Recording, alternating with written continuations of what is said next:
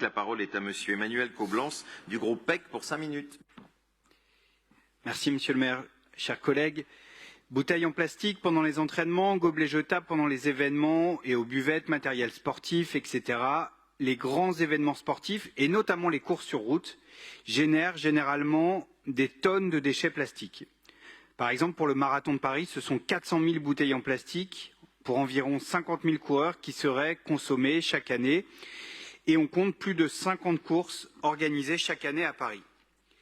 La ville de Paris décide de mettre un terme à ces déchets qui sont d'ailleurs souvent abandonnés sur la voie publique par les coureurs. Et à compter de septembre 2024, les organisateurs de courses sur route devront désormais garantir leur capacité à organiser un événement sans plastique à usage unique pour obtenir une autorisation d'occupation du domaine public.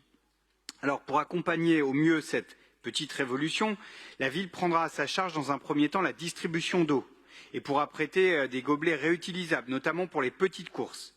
Une première course test sans plastique à usage unique a été organisée avec succès en octobre dernier à l'occasion des 10 km de Paris-Centre avec des gobelets réutilisables prêtés par la ville et une boucle de lavage confiée à l'ASPP, l'association chargée de la restauration collective des agents.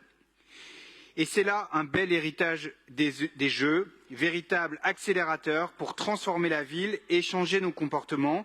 800 000 bouteilles plastiques devraient ainsi être évitées chaque année, environ 12 tonnes, et ce n'est pas rien.